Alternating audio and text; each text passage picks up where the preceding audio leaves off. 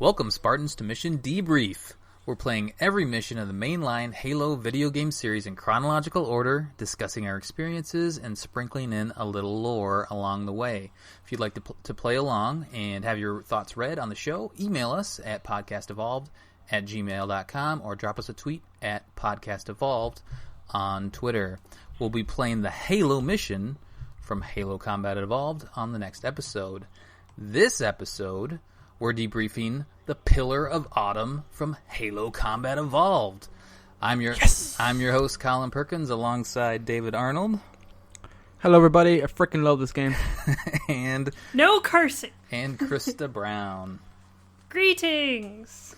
So we made it. It's weird because we did, if you've been following along, we played Halo Reach first, which is in chronological order, the first game. But it's the fifth or sixth release of Halo, so it's fun to kind of come back now at the beginning where it all started. We'll be playing the anniversary version of the game.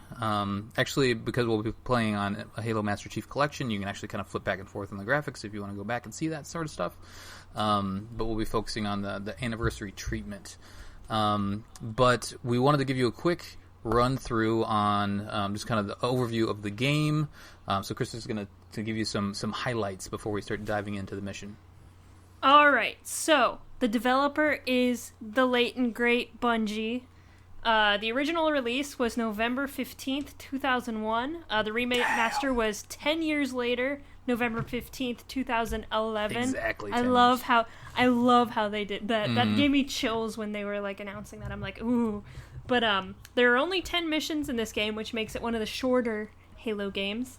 Other games released in the same year was Grand Theft Auto 3, Silent Hill 2, Final Fantasy X, Metal Gear Solid 3, Super Smash Bros. On GameCube. Metal Gear Solid 2, sorry. Oh, sorry, 2. Oh, wow. Max Payne, and Advance Wars. I like making this list. Yeah, it's crazy. There's a lot of good games that are coming out about this time. It's a good year. And the Metacritic score on this game is only a 97. I think those 3 points were taken off just for the library level. Probably. That's where the points were taken. This is probably the highest rated Halo game. It's crazy to see that 97. And us as a team, we're playing the Anniversary Edition on the Halo Master Chief Collection. Some of us are playing it on normal. Some of us are going a little harder difficulty. Just play on whatever difficulty you want. It won't really affect what we're talking about here. We're mostly talking about story elements and gameplay. I actually did I'm going to try to do the playlist on the Halo Master Chief Collection, the Master Chief Saga, I think it's what it's called. So we'll see. Oh, so you go through every single one? Yeah. I've done that before. It's good. It's fun. But you can only play it on normal or legendary, so I'm doing it on normal. See what happens. Oh, yeah. Boo. But the Halo timeline covered, or the dates covered in this game, are September 19th, 2552 to September 22nd, 2552. So just a couple of days. We're just going over just 2 or 3 days. It's fine. I wonder what the bullet per day count is in this game, because we throw a lot of bullets out there in these couple of days, whereas in Halo Reach, we had a month, over a month to play that entire game. But this one's just a nice little compact. You're gonna have to start counting. I will. It's fast paced. 1 bullet, 2 bullets. Okay, divide 3 that by. bullets. The other thing I wanted to mention is that Halo Combat Evolved is in the video game Hall of Fame.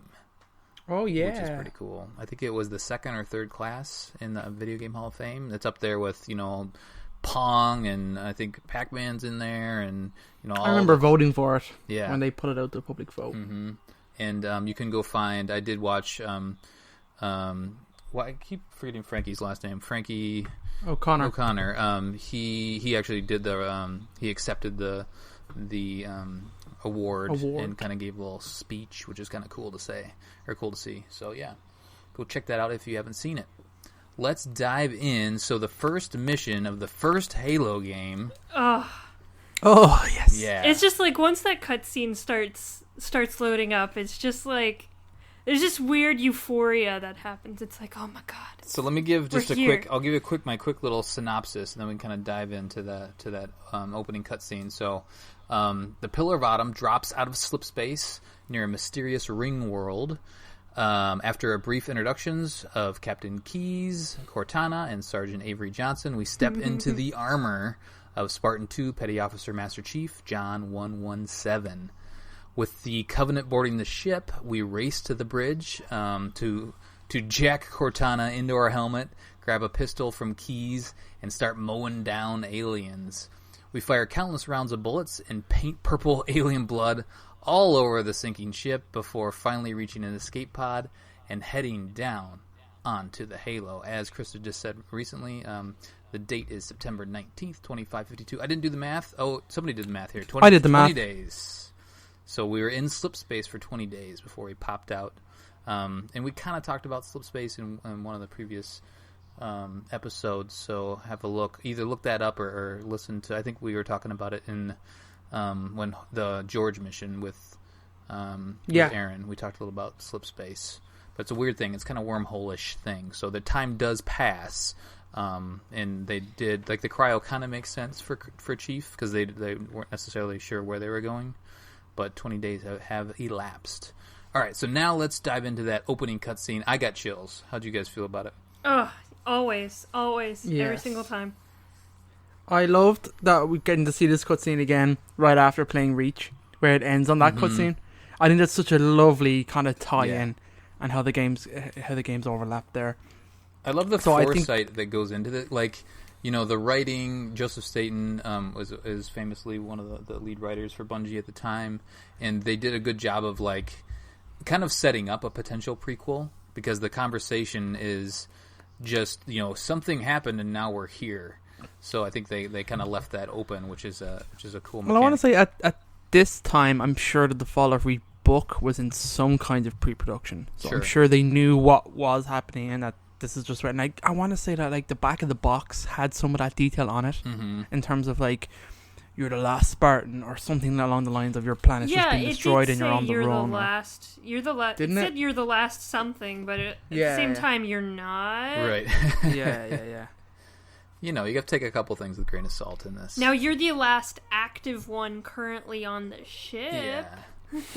But they're building something over time, so it's hard to go back and redo that when they didn't know where it was going to go, right? I mean, they're building this cool world and they're realizing, hey, you know, people like this. Let's do some more of that. So.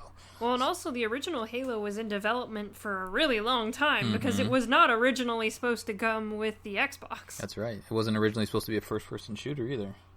No, it was a real-time strategy game on the Mac. That's nuts. It's crazy. Craziness. And that's kind of well documented at this stage. There's various videos and cool kind of things you can see and what the game was originally supposed to be. You can actually see the original conference that they had at one of the Macworld conferences where they were showing off Halo. Bill Gates came in and swooped it away. It was great. And Master Chief had a weird antenna. That's right. Weird backpack. I do, I remember. The weird backpack antenna. So let's unpack this opening cutscene a little bit. They talk about Reach and the jump the blind jump, quote unquote blind jump, but now we know because we played the first game that it wasn't a blind jump. We played Halo Reach, excuse me. And, we start to meet some of the characters. They have a brief conversation, Cortana and Keyes. And then they talk about opening, or what do they say? What's the exact phrasing for getting... Hushed casket. Yeah, the hushed casket. Open the... Which I actually, when I was reading into kind of some of the trivia about this game, that's with reference to a poem called a sonnet by John Keats called To Sleep, is where the phrase unseal the hushed casket comes from. That's cool. I don't know what the significance of that sonnet is but someone at Bungie must have cared enough. Yeah, and exactly. that's where that came from. And so does it go right to Chief, or does it go to Johnson first and then go to Chief? It goes to Johnson first because everybody's. He says everybody go to combat stations and everybody starts suiting up. That's right. Fun thing about the Johnson dialogue is that it changes with the difficulty. With what difficulty? That's right. So that's such a random thing. I remember back then thinking this is crazy. This is so weird. it's something that wasn't really common in video games at the time, having different dialogue for different difficulties and stuff like that. People just didn't think about that. But David and I were playing on Legendary. And you were? Yeah, we were playing on Legendary. And we were laughing really hard because Johnson called the Halo a... I don't care if it's an anti-son of a bitch machine or a giant hula hoop. It was like, oh my god. Yeah, there's some excellent, like his I love dialogue's amazing. But his dialogue gets more aggressive and more abusive with the higher the difficulty you go, and it's pretty funny just seeing the ramp up in intensity, and it's great though. And if you recognize that personality, they kind of stole it from the movie Aliens. Yes, big time. There's a Apone. I forget if he's a drill sergeant or what the character is, but he's essentially in that movie is a very name similar. is Apone, I think, from Aliens. Yeah, yep, and he's just is a very loud, boisterous, doesn't give a crap about anybody. Very kind of stereotypical in terms of hoorah, A sergeant. Yeah, hoorah. Very Marine. Yeah, but I mean we all love Johnson, so we'll talk more about him as we go. So yeah, then what do? We open the hush casket, and did the tutorial feel really slow to you guys? Because we've already felt this. We've already played the Halo Reach. Well, we got to it doesn't trigger the tutorial when you're in heroic or Multiplayer. I legendary. guess not. Yeah, that's actually what felt different because I normally played on heroic, and I'm like, why does this feel so weird? And it takes forever. Like you have to like go over look at all and the like buttons. look up and down, and then it inverts it, and like I don't want. And then you're like, oh, I don't know how to get to the thing. Exactly. But another thing that was really important about that first cutscene, just going back for a second, is that they drop like the Cole Protocol and stuff like that. All of this stuff that you have no idea what it is. You're like, I have no clue what these people are talking about. All this jargon, but I think that cutscene, for as short as it is, just set up a whole load of questions and even does a really good job of setting up the universe being much wider than what's going on in this game. And like you said, Chris, the Cole Protocol, what spins out to that, from Reach, where they came from the AI to the random jump that's not a random jump, to the Spartans, what they are, and the different kind of hierarchies, the different ships. I mean, there's tons going on in that one little short cutscene. Also really highlights, where humanity stands between the Covenant. We're obviously really scared because we're doing all these protocols and stuff because they've entered the ship. Mm-hmm. So it's pretty obvious that we're not doing very well. Well, the other thing, too, is that it says that how did they get here before us?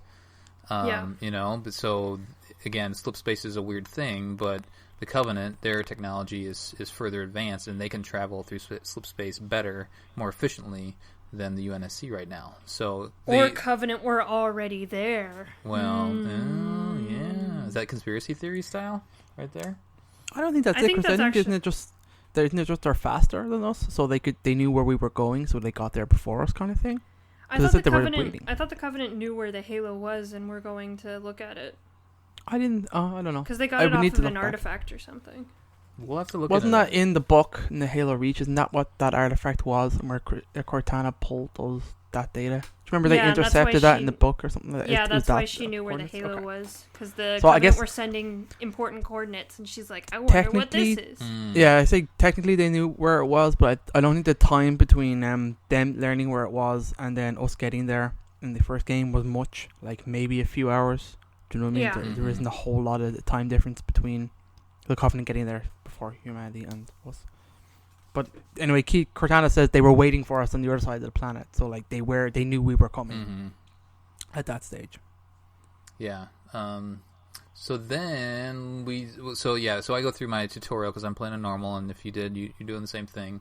But you do get to see our engineers, our super friendly engineers, just get murdered right away, right? You see that on everything? Yeah. Okay. And it's an interesting opening, and I think a lot of games are kind of playing around, with this period of time, playing around with how to kind of throw the player into the action. But you're thrown into the action. You see you're this giant badass robo guy, but you don't have a gun, so you just have to run through the mission. Can you even smack those guys? I think I tried to. No, you can't. Yeah. You can't even melee. You just have to run to the bridge.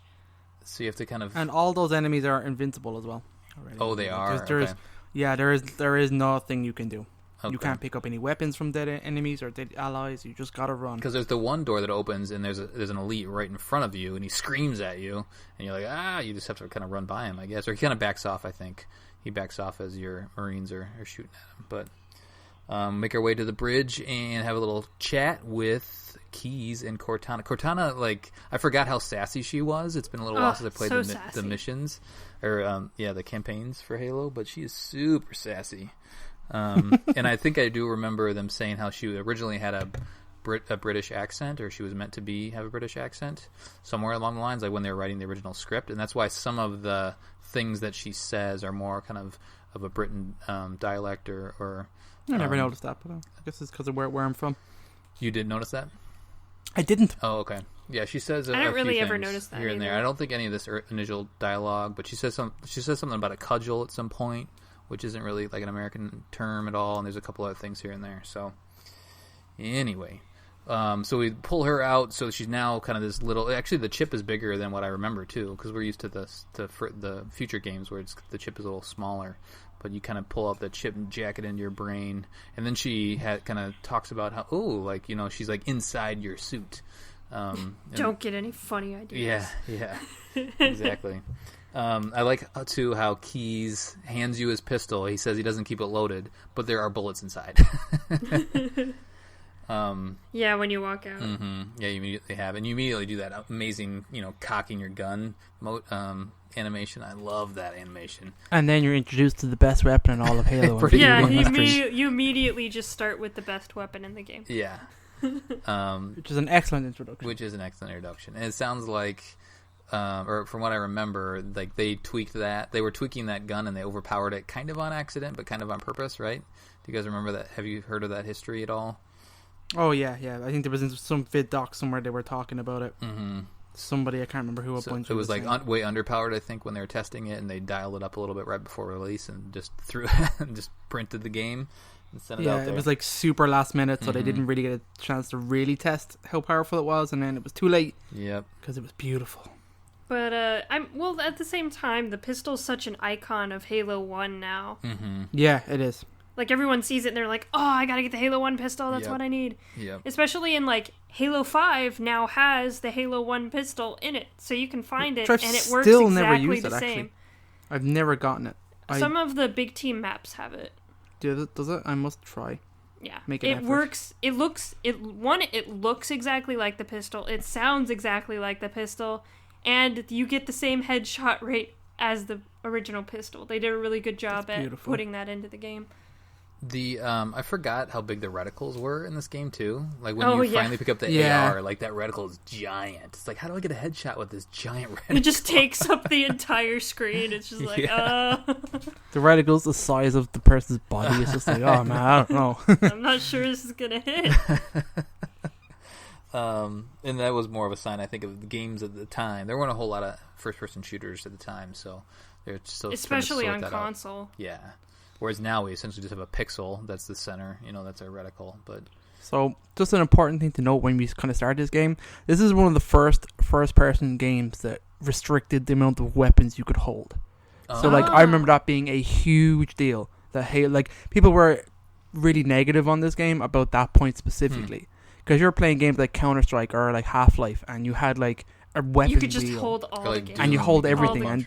But this game gave you, like Doom, like all those games, you just push the keyboard number, and many numbers that you had weapons, like, and this one, like, no, you restricted to 2. So you, from day one, you had to be really tactical and think about the weapons you had, their pluses and their negatives, and how weapon pairings were important. So and also it gives you the experience of being, you're out of ammo, you have to pick up a new weapon and try out the new weapon. Yeah. Right. Or else I'd feel like if they didn't do that, no one would have used the alien weapons as much, because the UNSC weapons are so familiar. And so much more fun, I think, using it. And generally, I think that's my own personal opinion. I prefer human weapons over Covenant. There's a few rare cases. But for the most part, I'm always trying to use a UNSC weaponry. Yeah, there's like one or two Covenant weapons, like the carbine's really good and the beam rifle's really good. I'll always pick those up. But other than that, and those aren't even in this game, so. Yeah. Oh, I thought the carbine is, isn't it? I guess we'll... No. No. The fuel rod is in this game, but I don't think you can pick it up in the You can't pick it up in this game, though. Man, I love that carbine. Can't wait to use that again. We got a couple missions. We got a couple episodes to... now. Yeah. Jumping ahead of the curve. So before we start talking about shooting aliens, let's just talk about Chief a little bit. I guess it's fun to see old animated Chief, Chunky Chief. Chunky Chief. And he's so is this Mark? What armor is this? Mark 4 armor? Mark 4, yeah. Okay, so he starts with Mark 4, and that's kind of a thing. If you dive into the lore over time, it's kind of a fun thing to discuss with the lore heads of Halo. Well, they had to really talk about it. They had to talk about the difference between Halo 1 and Halo 2, though, because it's very dramatic. It's not as... Because the other iterations aren't as dramatic. Like Halo 3 to 4 isn't as dramatic, but... I think at the time, some of that reasoning is just like them trying to really get around the fact of the power between Xbox One and Xbox... Halo 2 is an Xbox OG game as well. Sorry. Yeah. Just the differences in what they could do over the two kind of generations. So it's like, he looks different simply because we're better at making the game than we were before, as opposed to like, he's in a new Mark armor. Now, they did totally just throw that out there, and then that obviously spawned all the debates that there is now to today over armor variants in Halo. Yeah. Oh, there's so many. Yeah, it gets really confusing. Right. Like, don't even go down that rabbit hole unless it's really interests you. Just don't even worry about it.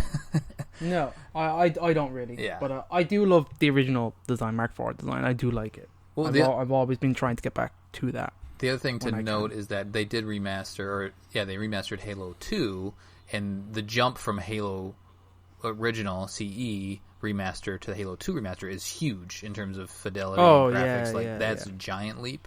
So the remastered Halo 2 remastered armor looks amazing compared to what we've seen here, and even this armor looks way better than when they originally built it in 2001.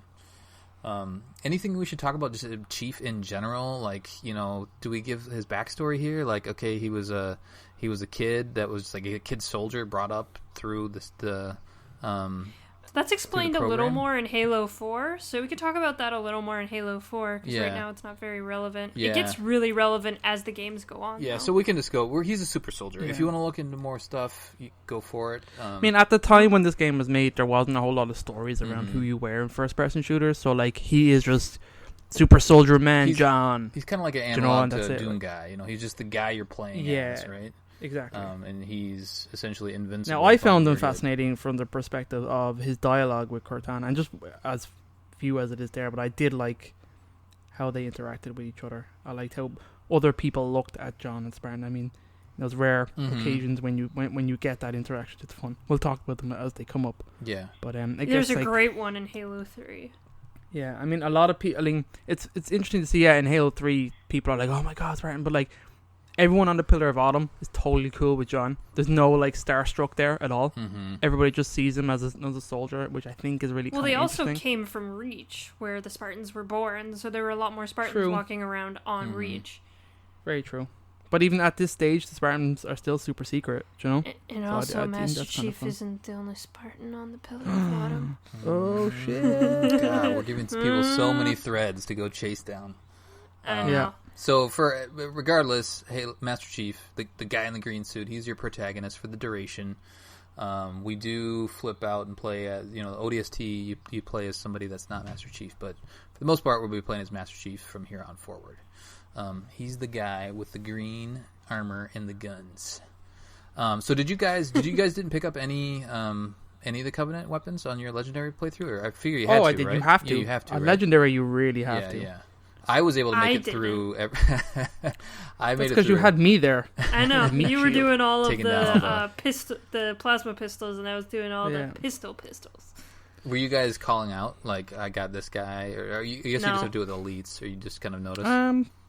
We wouldn't really call it out, but I would call out when I knock out a shield, and be like, his shield is down, Krista would headshot him, and we'd move on. Gotcha. That kind of stuff. Not crazy technical, we weren't being we were mostly just gushing about how much we love the game. That was really paying attention to the game we're playing. Like, I love murdering these aliens. It's so good.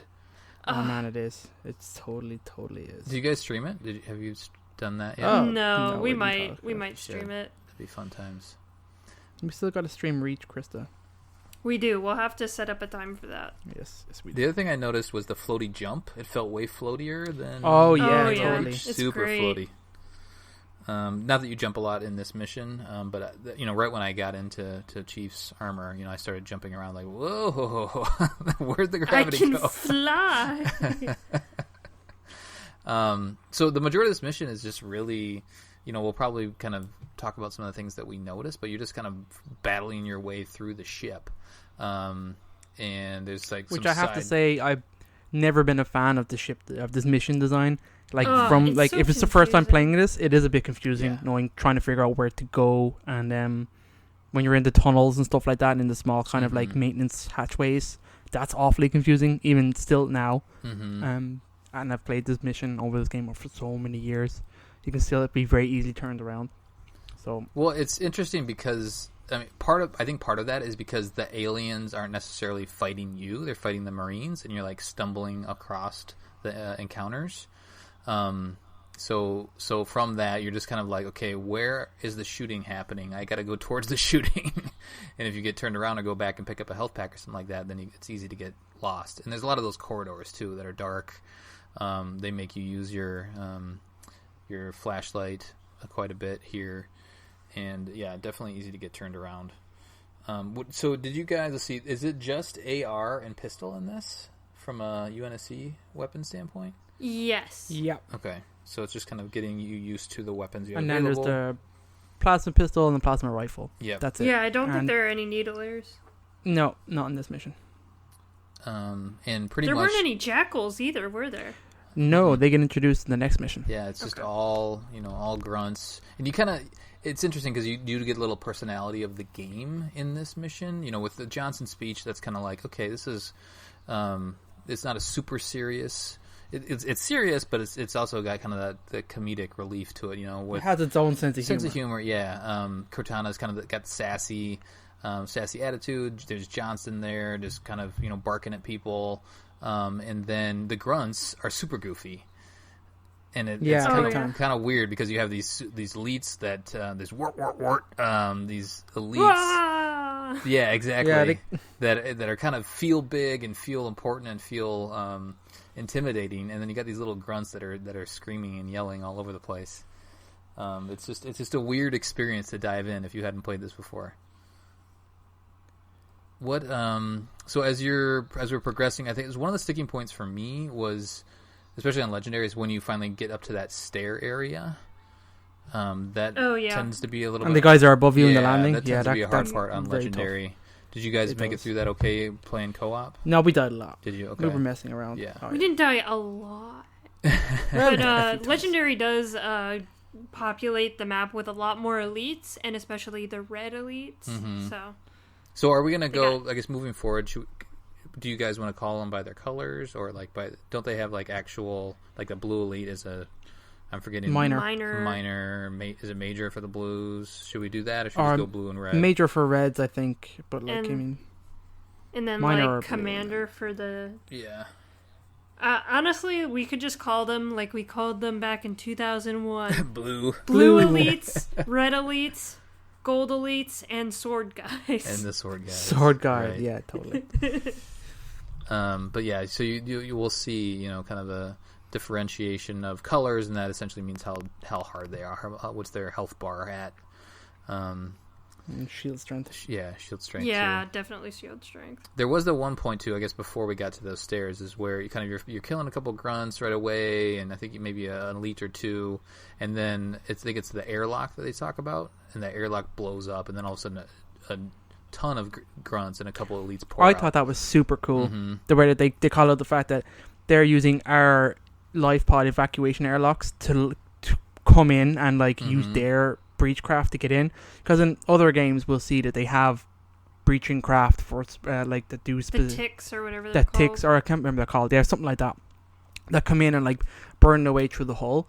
But I want to think that the specific design of the Pillar of Autumn, which is it's got in the lore, it's got a honeycomb kind of class. I remember they have a name for how they built this up, and obviously it's why the Pillar of Autumn can take so many hits, and why it's such a brutal kind of ship for its size in terms of being able to withstand the damage. So I like to think that the ships, the breaching craft, probably couldn't get in, or at least couldn't punch deep enough in to get inside the shuttle.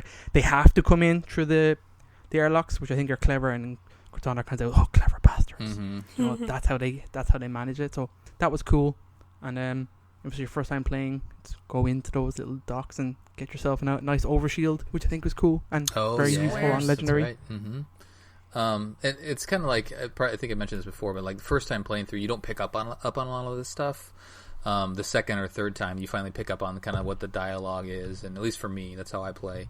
Then you're like kind of listening to what they're saying a little bit more versus just I gotta shoot all these guys. They are explaining what's going on along the way, which is something that Halo does really well. Well, especially your first playthrough on this level, it's basically just confusion and panic. You're like, I don't know where I am. There are these alien guys that I don't know how to do anything. Which is probably pretty good considering what is happening. That your ship is being boarded, is being blown up. It's panic. Get off the ship. Do you know what I mean? Right. You've got to run. Yeah. So it does have that good pacing to it, I suppose. And if you're playing, which also makes the beginning of next level a very like, wow, just how it opens up. Yeah. But that's ahead of her. A little ahead That's of true. Ourselves. Yeah. This feels very closed, obviously. It's very claustrophobic, this whole level. Right. The other thing to mention, do you guys remember if you could play co-op on the original release? Oh, yeah. Okay, you could. Just talking about, picking up on the dialogue and what's going on, is if you're playing co-op, I know it's when I'm playing co-op, I'm not listening to anything that's going on in the story. It's not until you actually have played it once or twice and are playing it by yourself, that's when you're actually kind of soaking the stuff in. But it is all there for you, and that's kind of why we're here today, and why this Halo universe is so large, is because Bungie started this franchise with including a ton of stuff along the way, a lot of rabbit holes to go down, a lot of lore to soak in. So yeah, I mean, we just kind of fight our way through this area. We've kind of talked about a lot of that stuff already. You get to a point where you find the escape pods, and the escape pods are gone because they're locked off. And then we finally get up to the final escape pod, and there's a red elite, and I think a little bit more resistance there. Once you take that down, then we get our final cutscene. So then we grab one of the Marines, huck him into the pod with us. That also really illustrates, like, this Marine he's pretty well armored, and Master Chief just with one hand just like picks him up by the scruff of his neck and just throws him in, or by his collar, just like toss, like it's nothing. I do like to think that Red Elite was one of the elites that killed our engineers right away. So that was like our revenge there at the very end. Let's see here. So cutscene, do you want to talk about cutscene or anything else in the mission, like any trivia fun stuff that we glazed over? The cutscene, like the end cutscene where you see the pod like slowly going down onto the Halo, it's like, oh my god. It's so good. Yeah. It just also with the new graphics, it looks really, really good. It looks good. Yeah. It's still a good looking game. It is really. Yep, still a good looking game. And it still controls really well. I mean, again, we talked about like the reticle, like first person shooters have advanced since then, obviously. But it still feels like a competent shooter. Oh, it's totally playable. Like it is still totally playable. Even with the vast differences in like almost 18 years now since the original was released, like it's solid, like, do you know what I mean? It still holds up to this day as being distinctly Halo. Do you know what I mean? It's still, you can go from Halo 5 to Halo CE and still enjoy it. Like, it's very different. There are some control and, like, do you know what I mean, gameplay things that can be difficult, but Master Chief Collection does a great job, I think, of easing you in and switching between those games and kind of harmonizing the controls. I loved CEA when it first came out. Oh, I played the shit out of it. Like, yeah, like the original, how important it was to me was ridiculous. But like when CEA was coming out, I don't think I've been ever as hyped for Halo. Like the remake, like 10 years, it's coming out like exactly on the date. It's got like all these updated graphics. You can flick back and forward. It's got achievements. I was totally pumped for achievements. I have all of them. Do you know what I mean? I've done it both on both Master Chief Collection and this one. It's just so much fun. I'm still missing that one, David, that you at the very end. Me. Yeah, yes. I know. We will. You promised me it. I will. Did it have the multiplayer too, or not on the anniversary? Yeah. The anniversary did have multiplayer, like co-op wise, but was- it had the Reach. There was a map multiplayer. pack for Reach. Oh, that's right. Essentially, They were sending people so to it didn't Reach have its multiplayer. own. Okay. But they also had Online. there was an installation 04, from the second mission. There was a firefight map there. So it was a really cool which I talked firefight about in map. our last episode, one of the episodes back, because I got to play for the first time with Nick, and that was That's awesome. Mm-hmm. Because I didn't know it was there, but it's really good. That firefight map's really cool. I'd love to play it again. It's solid. There's a hidden guilty spark on that firefight map. Of course there is. Why wouldn't there be? Of course. The other thing, actually, it's a good transition to the terminal, but before we get to Guilty Spark, I just wanted to mention how, Krista, you talked about the pod, dropping into the Halo, and that's kind of a cool moment. You're realizing, hey, I'm going down there, which is pretty cool. And then you also see the Pillar of Autumn and how rough shape that thing's in. And Cortana mentions, at the very beginning of the mission is, use my subroutines to land the ship. And Keys is like, yeah, whatever. And then here at the end, she's saying, oh, it looks like he's taking it down manually. And it's just on fire. It is not doing well. And then it actually accelerates past your pod. So, you know that thing is going to be in rough shape on Halo. And then the other thing is, like, Chief is cool as a cucumber, it's like all this chaos is going on, Cortana's being super sassy, Chief is like, we'll be fine. And he's right. Also, he will be everyone's fine. strapped in. Everyone's strapped in and like scared. He's just standing there. He's like, Yep. well, it'll be fine. We also see Foehammer, Foehammer will be throughout this game a little bit, but that's our first experience with Foehammer. She's flying the Slightly drop incorrect, pod. Slightly incorrect. Oh, no? It is incorrect? No. That's not That's Foehammer? not Foehammer. Oh, it's not? 'Cause she Not dies. Foehammer. She dies. She dies upon impact. Well, wait a minute. Everybody in that pod dies. Oh, It's the same voice actor, It's the same though. voice actor. Okay, yeah, because it sounds like the Foehammer. Okay, gotcha. It's the same voice, and I think That's where I'm character confused. model, like the pilot has the same generic All right. character model in this All game. right. But yeah. Okay, everybody in that pod, right? You're right. Okay, so as we find out here shortly in the next episode, spoilers. But so that's where I got confused. They don't specifically say Foehammer, but I just assumed it was because the voice, and I love that voice. Okay, so let's talk about this terminal, and then we'll talk about some community feedback, and we'll get out of here. Awesome. So, if you do not know, the terminal is located on the bridge of the Pillar of Autumn. One of the screens is flashing red and saying incoming message. And of course, the person manning the computers just completely ignores it. Completely ignores the incoming message from the strange object that they are approaching. And terminals But, are a new entry to the anniversary version, right? The original didn't have Yes, they are. Yeah. So terminals, and- they kind of popped up, I think, was it Halo 2 or Halo 3 is when they first popped up. Halo 3 started yeah. terminals, but they were text-only terminals. That's right. And so it's just another way for the team to kind of give you some more interesting lore and confuse you more, really, in Halo 3. Halo 3s are real confusing.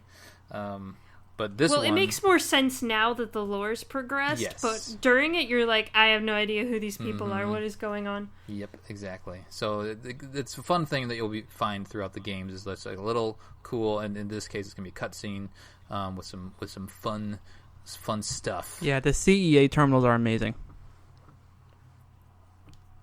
They are. They have really good visuals, too. It's just really, really interesting.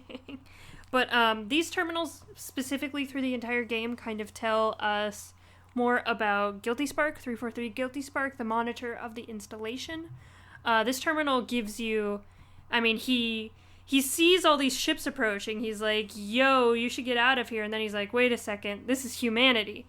And so he starts looking in. He basically hacks the computer in the Pillar of Autumn, starts looking through humanity's records, and then openly welcomes them to the ring instead of destroying them. He's like, at first he's like, no, you gotta get away. And he's like, wait a second, these are reclaimers. So the big thing about Guilty Spark is that he was built in the time of the Forerunners and hasn't really gotten past that. So he's not up to modern times. So he uses a lot of Forerunner lingo. Like one of the first things he says is Ecumen Council, which is the Forerunner hierarchy. It's kind of the government. And also, he mentions Gios at the end of this, or Gayosh, which is... Yeah, I think. So one of the last things he says, and David and I were talking about this, he says, I must verify the presence and pitch of your Gayosh before allowing full access. Oh, wow, they dropped that in there, dang. Yeah, which I never copped the first time round, and I only copped this time round. Well, like, also, wow. The Forerunner books were just coming out during this period. This is 2011. So this is their hype up to Halo 4 and more Forerunner presence. So we didn't know any of this lingo. So a lot of these cutscenes, when we first watched them, just so many things flew over our heads. Right. But the really interesting thing about a Gayosh, if you haven't read the Forerunner trilogy, highly recommend. But it is basically the presence of an ancient being in your head. So, like, it sounds funny, but yeah, it's what it is. Yeah, it's something the Forerunners did to preserve culture and civilization and history. And some of the lesser species, especially humans, they put memories of ancient humans in their mind so that they could learn from them and they could talk to them. And in some cases, it was almost like a multiple personality syndrome in these beings that had really powerful Gayoshes. They would go between like talking as the Gayosh or talking as themselves, or they'd just have a conversation with themselves. So this is a really interesting little tidbit, especially since Guilty Spark would know about the Gayoshes, but it's interesting that that's one of the first things he wants to find out is who are these people harboring within themselves, or what memories are they harboring? It's just interesting that Bungie, well, I guess this is 343, but I guess Halo in general, like, they don't shy away from just cramming a ton of information into, certain story beats. And it takes like a third or fourth playthrough or coming back to it after years to finally really fully understand what's going on. Unless you're Chris Aiken, which I don't know how he does it. But yeah, it makes the replays that much more worth it, because it's like watching a comedy the second or third time, or a suspense movie or whatever it is. It's like, oh, you pick up on new things every time. Yeah, it is, especially with. There's just so much lore in Halo now. There's like 1 million books. And each book's add a little more piece to the puzzle. You learn like one new word, maybe. And then you start understanding it, and you go back and you're like, wait, this word that they were talking about is now all over the Halo universe. What the heck?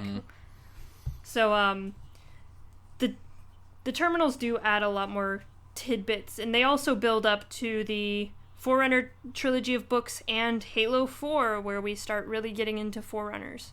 So, this is A+, good one. Love it. Absolutely. Guilty Spark. Mwah. We get a gush. Also important to note for these terminals that you need to have the Halo channel installed, because there's a Halo channel integration, which I was not a fan of. Yeah. No, I don't think anyone was. And that's since kind of died. It still exists, so it was able to work. It still exists. Okay. Yeah, it still works. I guess they have to have it exist because it's. But it tabs you game. out of the game to watch the terminals instead of like in the original Halo CEA on the 360. It just showed you the video in the game. So. Yeah, Halo Channel was an awesome idea, and I was excited for it. It was fun to poke around right away, but then it kind of lost legs over time. It did. There was nothing really to do on the channel. There wasn't as much news. They should have just done a Halo Waypoint app. Yeah. Just straight onto the Xbox One. If they made it a Halo Waypoint app, everybody would be happy. Yeah, it was ambitious. I'm glad they tried it, but just didn't pan out. So let's talk about some community stuff, and then let's close this episode. Let's talk about so essentially we'll be at the top of the show. I mentioned if you want to send us your thoughts, feel free. We'd love to read them on the show. We have a Facebook group that we drop some questions on, and then we have our Twitter handle that we usually will, in the lead up of recording an episode, we'll ask some questions, give you a chance to send us some thoughts. So let's start with some Facebook, and then flip over to some Twitter. Yeah, so Krista did ask a question this time around of, what's the story with your Halo? Where were you? What were you doing? What was happening in your life? So there's a lot of guys kind of got back, and this was great. So we got some Nick Trenman over here saying that when Halo PC came out, it was his first Halo experience. It was a Fall of Reach book. He didn't have an Xbox, so the first time he played the game was on PC, which I think is kind of fucked up. Yeah. Okay. You are not a real Halo fan. You didn't get an Xbox One. Or No, but he has one now. He's okay now. That's pretty crazy. I mean, James M. Scott, says Summer '02, playing in a friend's house. He's playing like, hey, what's this game? And become the most beloved nerd genres of his life. It's pretty similar to my first intro. Brian the Wolf, awesome name. Worked at Blockbuster. Took a late shift and a new Xbox and a copy of Halo C home. Check it out. He didn't sleep that night. That's fair enough. Yeah, of course. Especially when you get to the flood. Matthew Lunt replied with the smallest response I've ever seen Matthew post in Facebook. So I appreciate that, Matt. Thanks very much. He got it for Christmas 2003. His parents got him an Xbox for Halo CE and other games he doesn't remember because those are not important games, Matt. That's why. When did Halo 2 come out? 2004? Halo 2? 4. Yeah. Yeah, 4. Okay. 2004, yeah, maybe. So we got it a year before the next installation. I think I got it late too. I've told the story many times. But my friend's cousin had an Xbox and Halo C and brought it over to like a sleepover one night, and like it was like 10 people crammed in his room, passing these two gigantic controllers between themselves. Right. Yeah, and trying to figure out this game together was an incredible experience. And I think it was maybe the year later, the summer after, where I got a job and worked hard and got myself an Xbox with Halo C, just for the goal of getting Halo in my life. Interesting thing about the Dookie is that they now have one that you can buy for Xbox One. That's right. They're bringing that it back. actually has a screen on it that boots up with the sound and the animation that the Halo original Xbox did. Sorry. Oh, it's amazing. Which is so cool. It's such a cool thing. But also, I don't want that. It's expensive, I think, and it's I like don't really $70. Yeah, I don't really need that in my life right now. Matt also says this is not one of his favorite Halo games, so he's wrong. So, I'm ignoring the rest of his comments. So I'm sorry. Halo Matt, 2 is my favorite personally, but he's wrong. You shut your dirty mouth, bro. River Willingham said it was early fall 2009. He's a super latecomer. His best friend brought a couple of 360 games for him to sleep over. One happened to be this game. He talks about it a lot. Halo 3. Had a 1v1 match in Sandtrap and absolutely destroyed me. And then asked my dad to get me Halo 3 for my birthday. He hadn't looked back since. That's crazy, River. That's crazy. Halo 3. But I suppose I'm old. So, like, it's easy for me to look back and say, like, everyone started with Halo 1. But no, probably people from all age ranges, all places had different introductions. I'll inject my story here. So I was in college when Halo 1 came out. And I remember my buddies, I was actually in a fraternity house, and my buddies, like, had hooked up a LAN party. And they invited me to come up and play, and I was like, "That game looks fucking stupid." So I didn't play. I didn't play Halo. I didn't play Halo 1. I didn't play Halo 2 when they came out. But I did finally break down when Halo 3 came out. With 360, I saw how great reviews it had gotten, and finally broke down. I think I'd switched from PlayStation over to Xbox 360 at the time. Got Halo, and then finally and I didn't really even get into it from there. I just played it and then put it down, and then I didn't get into Halo like big time until right before 4 came out. So I'm kind of a late comer to the Halo universe. Yeah, so I remember Halo coming out originally. I just didn't play it. God damn! All these heretics. Krista, what are we gonna do? I don't know. We're gonna have to excommunicate all of them. I don't think so. So is that it on Facebook? Then we go to Twitter. Yeah, get on the twits. Okay, so on Twitter we have Unicracken, so one of our favorite people. Christmas morning 2001. It was always very magical. We were poor, so we only had a few games, so I played Halo so much. And I was crazy about it long before I knew that there was anything else going on in the series, like books and stuff. Mm-hmm. I was the same. Ryan Snyder said, so excited to throw back to 16 years ago. The game changed my life. First time I played it, I was across the street from the house I was born in. Love this game. Matthew Bronozoe? Nailed it. Keep going, Chris. Just keep going. I was at my friend's and we played Assault on the Control Room, trying to save every Marine because he was convinced that they would assist in an epic final battle if you did. That's good. It does not. And once where Spartan said Australia, Sydney, 2002. So that's all we have for Twitter. So now we can talk about me. Yeah, what about you? I'm sorry, guys. This is gonna really make you guys sad. So I was 6 when the game came out. That's disgusting. That's awesome. So I hung out with a lot with a couple of guys or boys, I guess at the time, childhood friends that lived across the street from my house. They had an Xbox, they had Halo, and we would just go over there and we wouldn't actually play the game because we were like 6 and 7. Mm-hmm. So we would just literally like go to the second level in the game, Halo. We would just run around and just do random shit, shoot stuff, try to get on like the bridges and play in the waterfalls and stuff like that. So we didn't actually really play the game. We would play the game once in a while and actually play through everything, but most of the time it was just dicking around as kids. And then once I got older, a couple years later. Yeah. It was probably when I was like 12 or 13 is when I finally got an Xbox and I was able to go back and actually play all of the games. And then I was like, oh, there are books. So I read all the books and just really got back into it. So I had a couple years where I wasn't actually playing Halo, but I would always go over to a friend's house because they got Halo 2 as well. Mm-hmm. So we played a little bit of Halo 2. But that's cool because I think you kind of grew up with Halo, right? Because you were right at the beginning. Like when I was that age, I was playing like Mario and Zelda and stuff like that. So, I have kind of that nostalgia for that sort of stuff. Whereas that Halo time is kind of that same thing for you, which is cool, I think. Yeah, it was my first video game. Oh, really? That's cool. Yeah, it was my first video game. My parents weren't really into video games. They didn't like it. They thought it was addictive, stuff like that. So as a child, I didn't have any of my own systems. So I went over to my friend's house and played Halo. Yep, so Halo was my first video game, and now I have all the video games to compensate. Stupid Thanks, parents. Mom and Dad. Right. You showed them, Krista. I did. Now I'm making Halo podcasts, and they're like, oh, maybe video games are a good thing. I'm like, showed you. That's very cool. That's actually kind of ties in. I mentioned Frankie giving his acceptance speech into the Hall of Fame. Is he mentions that, like, hey, there actually is a future in video games for those parents that are worried about their kids playing games at a young age. It is a thing that people can do for their career, it's a lifetime hobby. Anyway, all right. Anything else we missed on? Anything else we want to cover?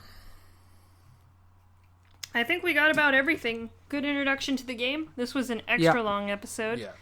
Because of all the gushing. We just have to give this game so much love. Good. This will be just a gushing series in general, I feel like. Yeah, it is. But especially with the very first mission of the very first game. Yeah. It's just so monumental. Absolutely. Yeah. Okay, well that will do it for our debriefing of Pillar of Autumn from Halo Combat Evolved. On the next episode, we'll be covering the aptly named Halo mission. Ta-da! Halo from Halo. Halo from Halo. Send us your thoughts at podcastevolved@gmail.com or drop us a tweet at podcastevolved. We'll see you next episode. Evolved. That was fun. That was a lot of fun.